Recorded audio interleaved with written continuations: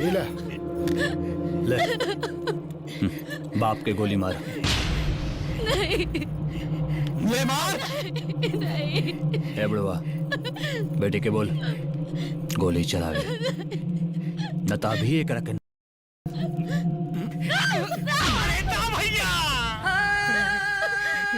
बेटी मार दे हमरा के गोली। अरे बाप के अन्याय पर बेटी के न्याय ये दुनिया याद रखी।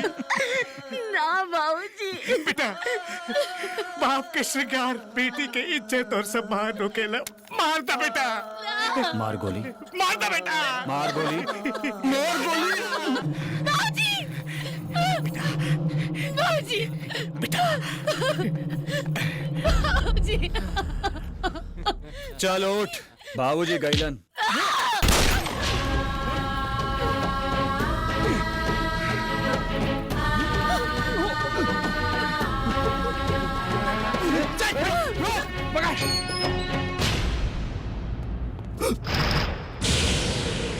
सुमन सुमन बाबूजी बाबूजी बाबूजी बाबूजी बेटा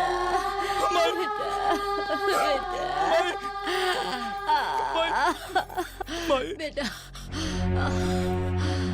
ना बेटा आंसू ना माई के कोख बाबूजी के कांदा के अपमान हो जाए। हमार तो बहुत बड़का भाग बा। हमार जान हमरा हमरा बेटा के गोद में निकला था।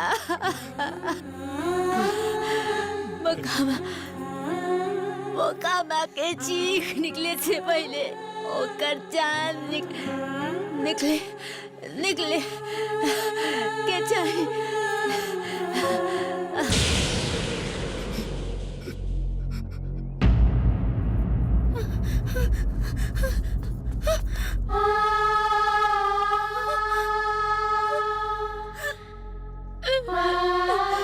विजय माई बाबूजी।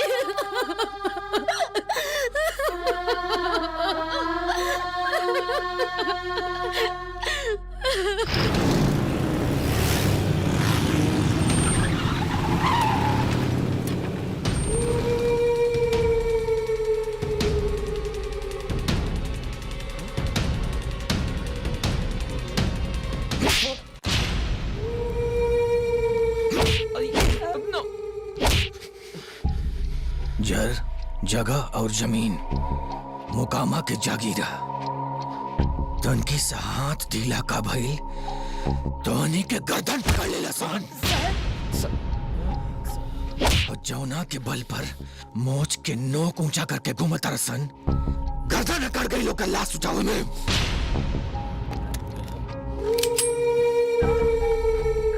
लाइन में खड़ा होकर सन चल।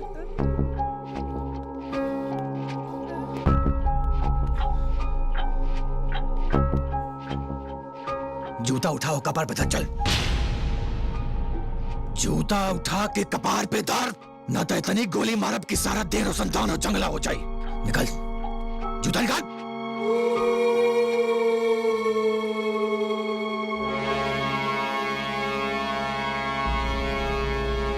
ध्यान से।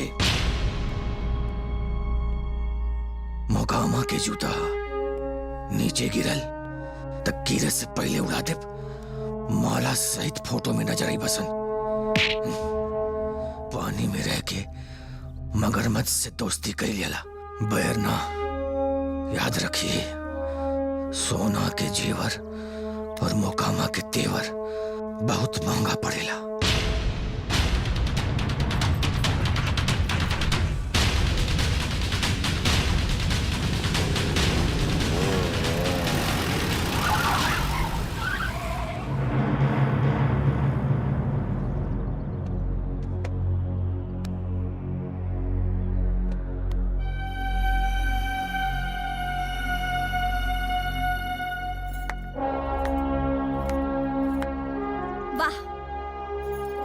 वर्दी पहन के जब आदमी कसम लेवेला तब दू ही को बात मन में आवेला, या तो मर जाए या तो हम मार डालें, लेकिन अपन वर्दी के कद छोटा ना होके दे।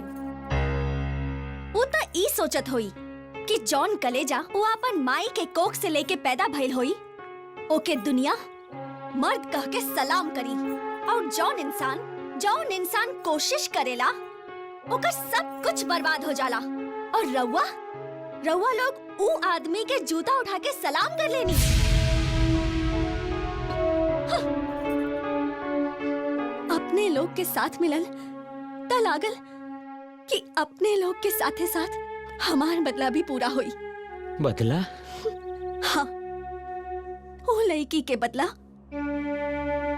जौन आपन हाथ में मेहंदी लगा के ओकर इंतजार करत रहनी कि ओकर मांग में सिंदूर भर के ओकर आपन दुल्हन बना के आपन साथे ले जाई। पर वो अभागन ई भुला गई कि जेकरा खातिर उस सच समर के बैठल है उस संग्रामपुर के थाना इंचार्ज रहे बेनुधर पटेल। और वो अपन दुल्हन से मिले सेहरा बांध के ना बल्कि कफन ओढ़ के आई।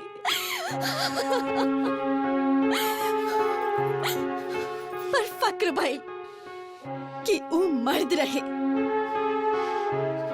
और आज यकीन हो गई कि ई वर्दी आप जैसन के भी सम्मान बढ़ावेला। और अभी भी मर्द होके के भ्रम होई तो ई चूड़ी पहन ली लो, भ्रम टूट जाई।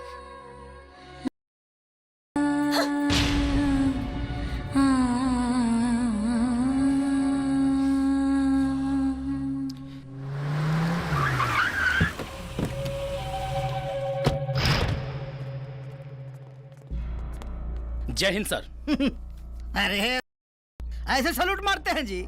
जरा हाथ घुमा के सलूट मारा, नहीं तो महेंद्र महतो साहब वर्दी उतरवा के खूंटी पे लटकवा देंगे। जिंदगी भर वर्दी के लिए तरसते रह जाओगे। मारो मारो सलूट मारो। क्या हुआ महतो जी? अरे भाई कैसा हवलदार है, सलूट मारने नहीं आता है जी? मार दो महतो जी। कहीं के विधायक लग रहे हैं। शाबाश, वाह।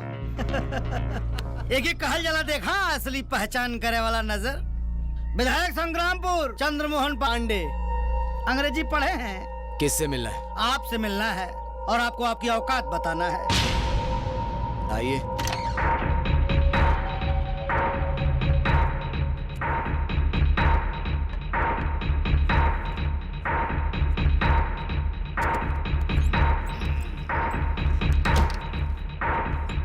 विधायक जी, ये हमारी कुर्सी है।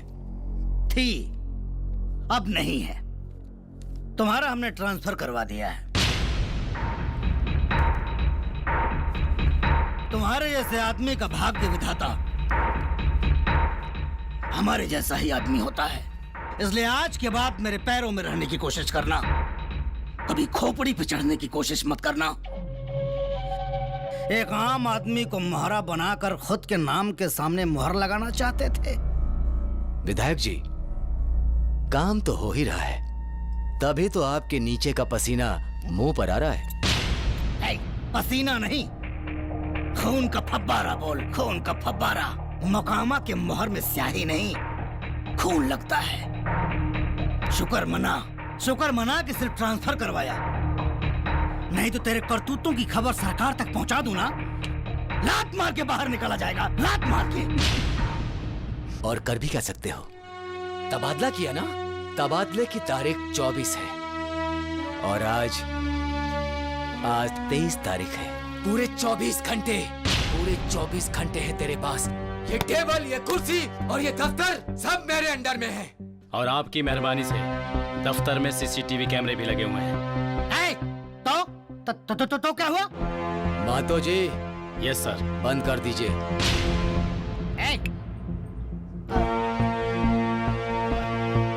अब ये बता अनपढ़ कि तूने एसपी की कुर्सी पर बैठने की हिम्मत कैसे की?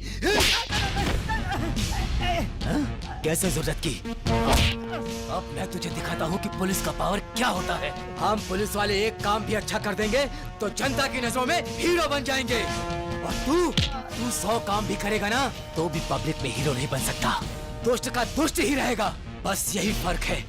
तेरे कपड़े और मेरे कपड़े के रंग में तुझे कुर्सी के लिए मंदिर मस्जिद के मुद्दे बनाने पड़ेंगे, लेकिन एक एसपी की कुर्सी पर बैठने के लिए किताबों का पुलिंदा चाहिए।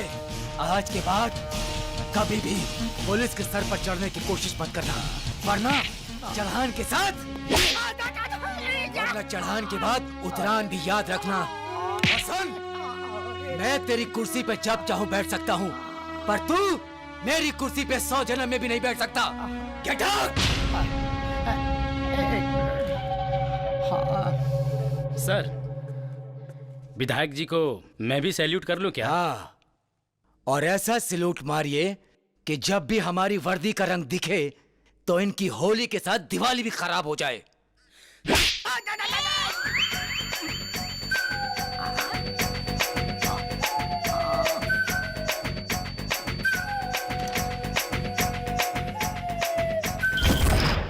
हेलो दुबे जी। सर जय हिंद सर। मेरा तो तबादला हो चुका है, इसलिए मैं आपकी ज्यादा तो मदद नहीं कर सकता, लेकिन हाँ एक बात कहना चाहूंगा कि अगर पुलिस वाले चाहें तो बड़े से बड़े गुंडे साधु बन के कीर्तन करने लगेंगे। और हाँ, वर्दी और मिट्टी का रंग एक सा होता है। जी सर। जब जमीन जलती है सबको अपने पांव खुद संभालने होते हैं, उसके बाद मलबे के ढेर में सब दफन हो जाते हैं। इंसान या गुंडे कोई जिंदा नहीं बचता, कुछ मिलता है तो बस लाशें मिलती है। जय हिंद सर। दुबे जी, क्या बात हो गई? पाणे जी, पहला बेर तो ड्यूटी निभावे का टाइम आयला। अच्छा, तो ये पर कभी मन का कहता? वक्त आने दे, बता देंगे तुझे आसमां। हम अभी से क्या बताएं क्या हमारे दिल में है। वाह, रह रहे राहे राहगीर, रह न जाना राह में, अब तेरी हिम्मत की चर्चा गैर की महफिल में है। माफ करी दुबे जी, ये राउर लिखल ना रहे लेकिन हमरो याद बा।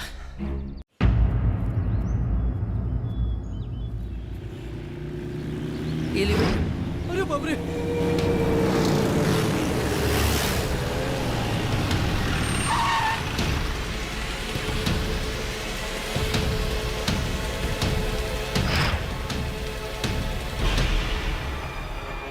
एक कदम बढ़ल तो एक आदमी घटल। मेरी हटी तो सामने वाले की बोले से पहले ना सोच ले कि सोना के जेवर और मोकामा के तेवर बहुत महंगा पड़ेला। तो सामने से वार कर दे, छुप के वार करे वाला कायर होला। कायर ना, शेर। शेर जब दो कदम पीछे लेना तो मतलब दुगना ताकत से वार करे। राज तोरे ऊपर ना रहे, ये जाके लोग पे करे के बा। तोरा खून से वो मील के पत्थर फिर लाल हुई, लेकिन अपनी लिखावट साफ रही। केहू भी सिवान के भीतर आवे से पहले पड़े अपनी अकड़ अपनी जेब में मोकामा 0 किलोमीटर।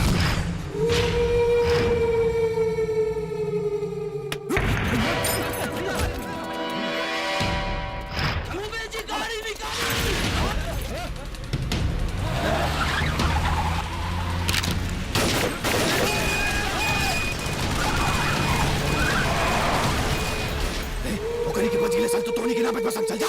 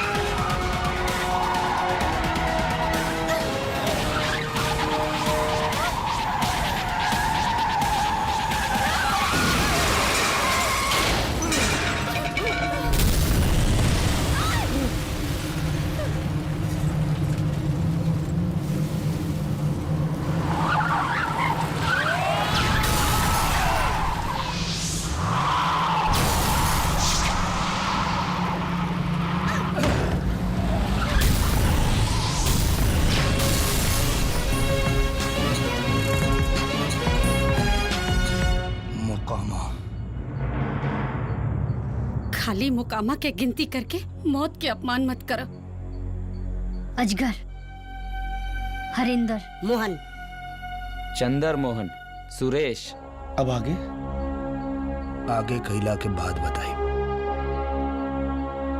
भूल गए ना, मौत तो एक दिन वहीं के बाद। का फर्क पड़ी? माई बाबूजी के बिना जिया मौत से भी बदतर बा। एक मौका हमरो के भी दे दा। ई जीवन से ता मौत ही बेहतर बा। केहू के साथे जिए के मौका ना मिलल।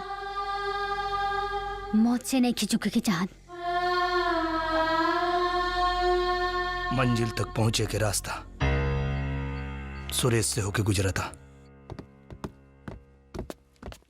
चाचा, ये लड़की। अरे रुक रुक रुक, तू नहीं खिजाना तेरी के गांव के गुले लाई सा। चाचा, एक बार गुलगुल्ला चीखे दा। ये घूंघट में हा के? अरे वो है जिकरा पे तू दिल जान सब निछावर करेला। खुल के ना। हाँ, और ना तका फूलन देवी एक बेर भी खबर न लेनी। यही से आज हम खुदे आ गए नी। खोजत खोजत उ तो ठीक बा। ई के हई? अरे तहार चाची। ए भतीजा, सुना, जन करे के बानू कर ले। भैया के तो हम देख ले। तो देखो तो हम लोग दिखावा सन का वो है जो दिखावे आल बड़ू सन। वैसे नागिन के साथ ही खेले में हमरो बड़ा मजा आवेला। मजा बाद में ले हम, पहले ये बताई इतना दूभर कैसे हो गई नी? अरे सौतनिया के चक्कर में।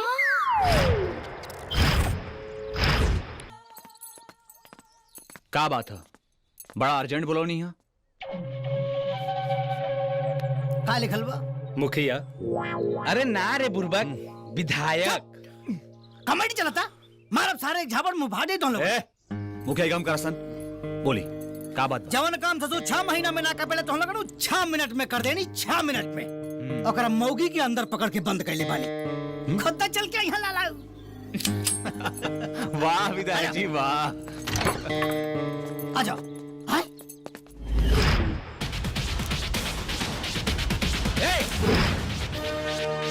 होशियारी ना तो गोली हमरो लगे बा।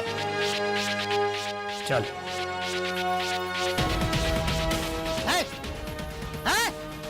अबे आय छोड़ा आय। अब बताई हे पर का लिखल बा? पूतिया।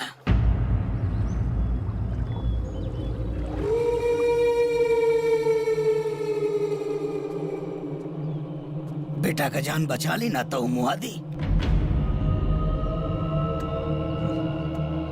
पहले ही मार दिले रहता तो रोवे की नौबत ना आयत।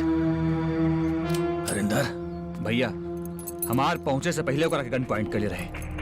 हाँ, जब आदमी जबान और बाकी चीज पर लगाम ना रखी तो ये न हुई। चिंता की बात नहीं खे, कहीं मोहरा बना के रउआ के गर्दन तक पहुँचे के तो नहीं खे सोच ले। बेटा खातिर का कर सकता नहीं। जान ले भी सके नहीं और जानते भी सके नहीं। भाई के जान ले ली है गद्दारा। हाँ? भाई कैसे गद्दार हो सकेला? भाई गद्दार, गोली मार दे। ना, ना। मार गोली। भैया हम गद्दार नहीं की भैया। ना भैया, ना भैया ना। बेटा खातिर भाई के मार दे ले, कहीं बेटा खातिर हमरो। अगर जिंदा रहल चाहता रे तो सबकर जगह और पता बताओ। बताओ तो बनी। बाकी करवा का कुछ भी करा, लेकिन हर चीज कानून के दायरे में रह के चाहिए। माई बाबूजी के मौत के बीच में कानून ना आयल। अब हमरा और मोकामा के बीच में अगर कानून आयल तो ठीक ना होई।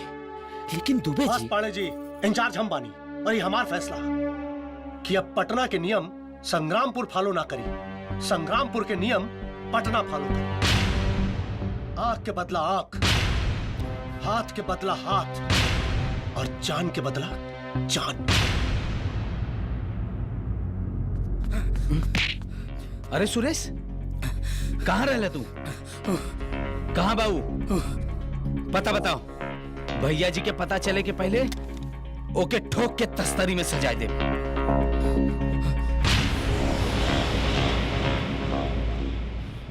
मार।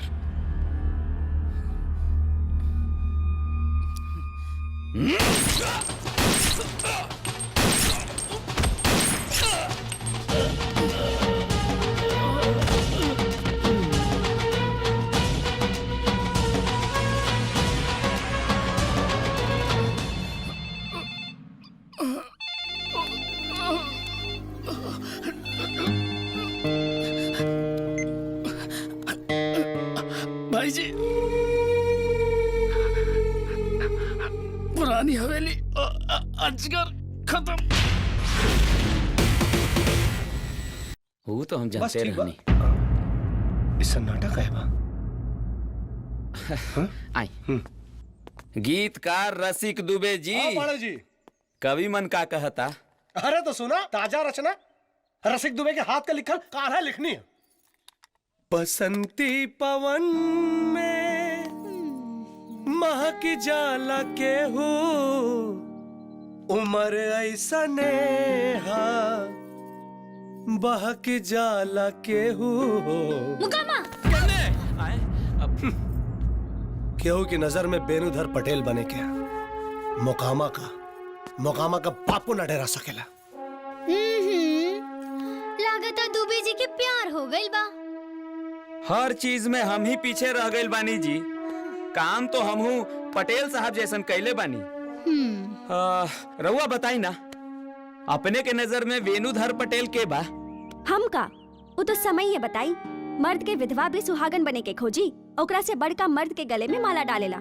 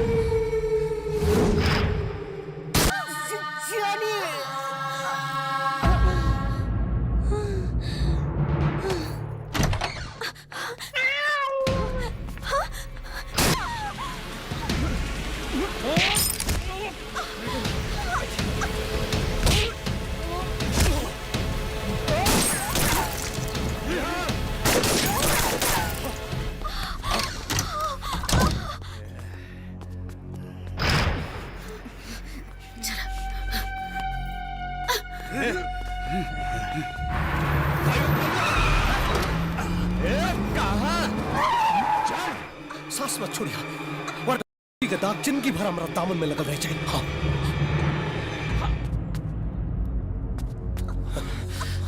सांस मत छोड़िया, चल पड़े। संभाले।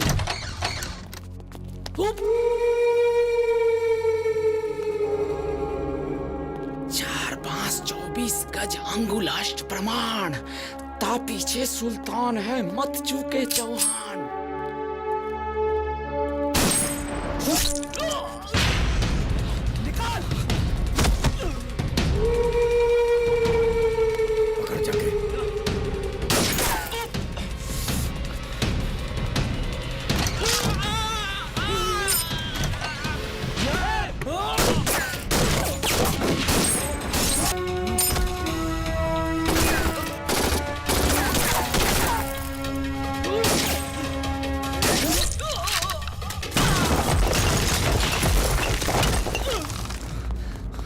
पाड़े जी, दुबे जी, आदमी ज्यादा बाढ़े और गोली कम बा हमनी के पास। पाड़े जी,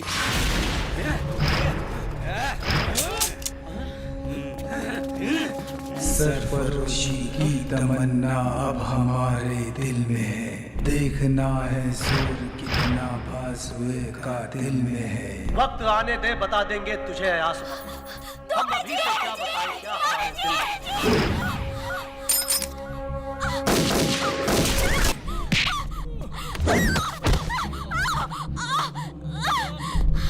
सरकारी गोली खत्म हो गई, न तो हम वेणुधर पटेल जी से आगे चल जाती। कहाँ पड़े? मरते धोखा दे दे लेते। ए मैडम, अपन ड्यूटी निभा के जाना पड़ी। रहुआ भारत कहीं सत्यमेव जयते।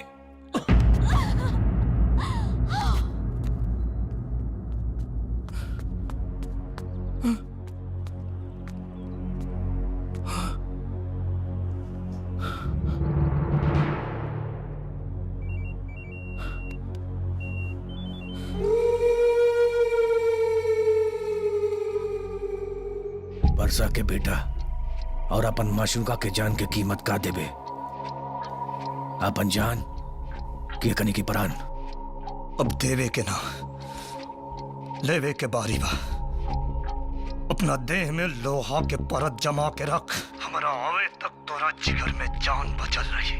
काहे कि हमार हटल तो सामने वाले का भारे का फुल व्यवस्था बा। यकीन ना हो तो लोग से पूछ ले। काहे के सोना के जेवर और मोकामा के तेवर बहुत महंगा पड़ेला।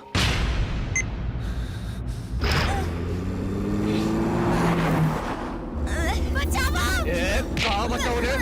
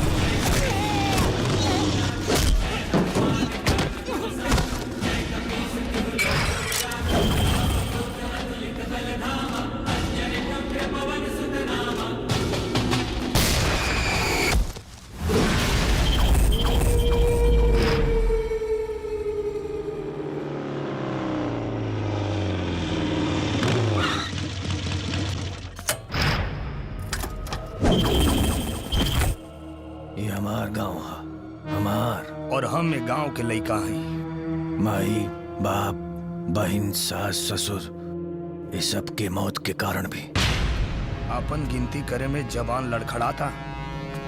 लड़खड़ात रहित तो तोरा सामने ना खड़ा रहती रे। मसीहा बने का बहुत शौक बना तो के बचा ले। कहे से कि गांव और गांव के आदमियन के जरा के राख कर दे और बाद नया खेती करे और नया पैदावार मोकामा के गुलाम बन के रही सरताज ना। और कान खोल के रखी काहे की चीख सुन के कनपटी फाट जाए।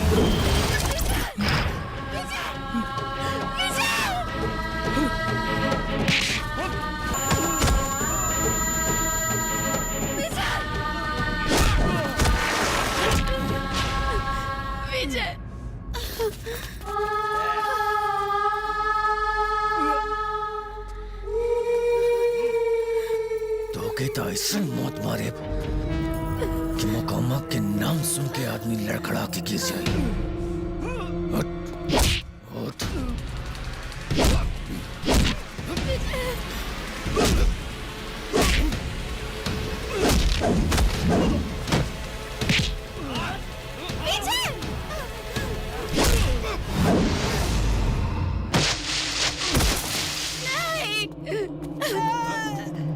हे भगवान, देख लसन, धोनी के मसीहा ये गांव में सिर्फ और सिर्फ मोकामा सिंह और क्यों ना वोट द काटी पन्ना तक गोली खा छाती पर दम्बा तक ऐसा निकला उठेला उठ के हमारा नजर से नजर मिला के बात करे और कहे कि ये जमीन हमार ना होकर दिल तो करा था कि दाऊद के दुबई से लाके दिल्ली में पटक दी। पुलिस के मार और मलेरिया के बुखार अच्छा भइले के बाद भी बुझाला। जे डर गइल मर गइल, लेकिन जे ना डरल समझा कुछ कर गइल।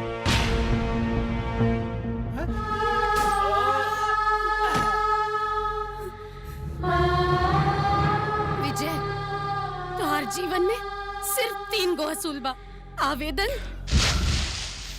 निवेदन और जब केहू न माने तब तो दे दनादन। तेरी हड्डी तो सामने वाले की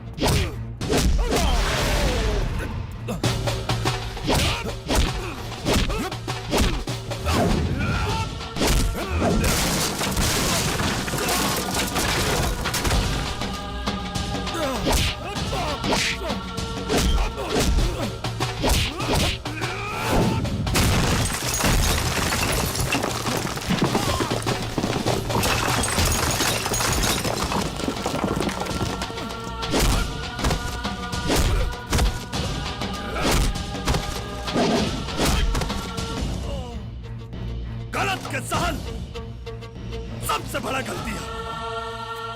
एक आदमी डरा दिलस और हमनी के डर गए निसन। याद रखा लो, गुंडा के बाटल लड्डू से ज्यादा ताकत मेहनत से कमाइल रोटी में होला। और दुनिया के कोनो भी आदमी होके आदमी के जीवन के फैसला कबो नहीं के कर सकत। खाली हिम्मत जुटावे के जरूरत होला।